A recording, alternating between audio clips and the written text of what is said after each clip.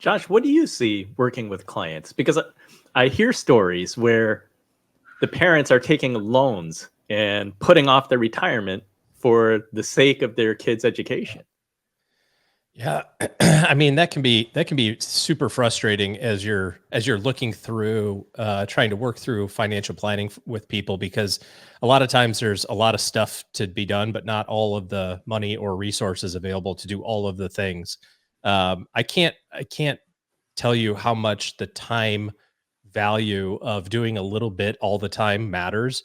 I have a nephew he's a junior in college this year, and when he was born, my wife and I started just a little bit, $50 a month into a 529 plan. We forgot all about it, except saw that it came out and went to the 529, but never got the statements. Didn't really pay any attention to it.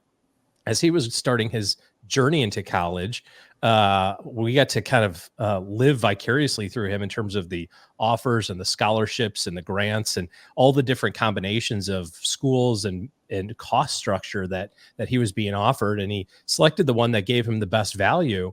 And then he said, I said to him, I said, well, we have some money set aside for you. And I looked, and we had over $15,000 in a 529 plan in 18 years.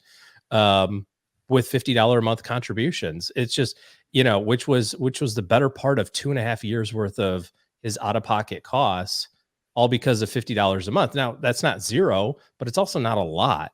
And I'm right there with you, Andy. My kids are 17, 15, and Caroline will be 8. So it's we're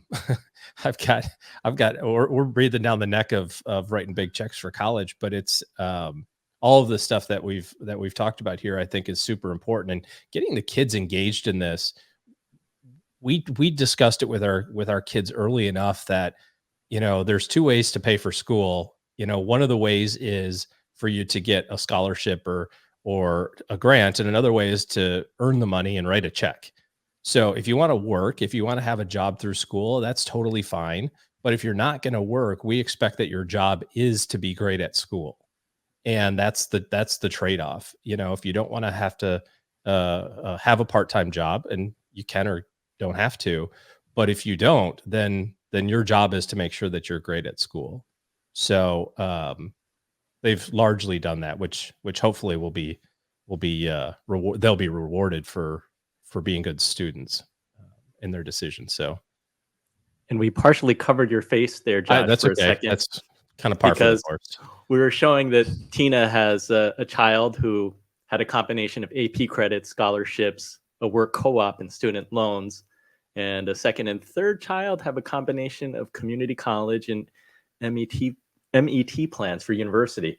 That is great. Yeah. I know that all of those things matter, right? All of those things are, everybody's going to be great at different things. If you're a 4.0 student and test really well and get a 1600 on your SAT, that's awesome. You're going to get a lot of money from universities in different places to go to offset some of that cost. If you're an entrepreneur, you should be out, doing your entrepreneur things that generate revenue and generate good value for people around you, and that'll be how you pay for school. So there's no right or wrong way to do it, but you Josh, definitely have to think about it. Any comment on how families can navigate the complex world of scholarships, grants, and financial aid? I wish that I had the silver bullet for this one, because we are like at the starting line for it. No, I don't have anything to add other than I know that there's 7 million opportunities. And near as I can tell, and most of the stuff that I read, most people just barely scratch the surface on opportunities and don't take full advantage. I'll give you a great example of this. My middle kid is a freshman in high school this year. And last year, part of their school curriculum was they had to write an essay about, I don't know, it was something like what the flag means to them or something patriotic. And what we didn't know was that they were submitting all of these to the VFW and to various veterans organizations. And the essay that my son wrote received 3rd place in the state of Texas. And he got an award. We didn't even know it was happening. He got an award and a small check. It was, whatever, $250 or something, to be used for his tuition at his school. And it really kind of drove home the fact that there's all of these little bits of things we talk about, save $50 a month. Well, my gosh, if you can go get, your books paid for, or you can get, the dining plan paid for, and these little bitty increments of things, you're already doing this stuff. So take advantage of all of the opportunities that are out there. And there's probably, well, they're not probably, there are way more than just the broad, the big scholarship things you see advertised from the schools.